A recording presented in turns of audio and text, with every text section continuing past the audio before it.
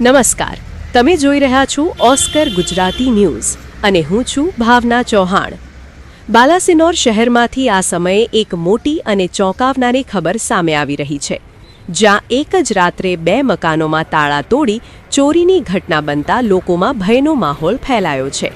મળતી માહિતી મુજબ રામજી મંદિર વિસ્તાર તસ્કરોના નિશાન પર આવ્યો અને તસ્કરોએ એક જ રાત્રે 2 અલગ-અલગ મકાનોમાં ઘૂસી ચોરીને અંજામ આપ્યો।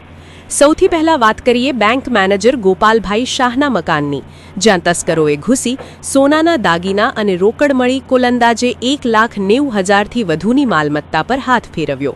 આટલું જ નહીં, નજીકની સોસાયટીના બીજા એક મકાનમાં પણ તસ્કરો ત્રાટક્યા અને ત્યાં પણ ચોરીની ઘટના બનતા સ્થાનિકોમાં ભય અને ચિંતા વધી રહી છે। મહત્વની વાત એ છે કે આ સમગ્ર ઘટનાએ પોલીસની નાઇટ પેટ્રોલિંગ પર ગંભીર સવાલો ઊભા કર્યા છે। સ્થાનિક લોકો હવે સ્પષ્ટ માંગ કરી રહ્યા છે કે પોલીસ પેટ્રોલિંગ વધારવામાં આવે અને સુરક્ષા કડક બનાવવામાં આવે। હાલમાં પોલીસે ફરિયાદના આધારે ગુનો નોંધી લીધો છે અને તસ્કરોને ઝડપવા માટે તપાસ તેજ કરવામાં આવી છે।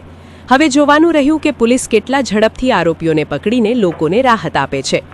આવી જ તાજી અને સચોટ માહિતી માટે જોડાયેલા રહો ઓસ્કર ગુજરાતી ન્યૂઝ સાથે। ધન્યવાદ।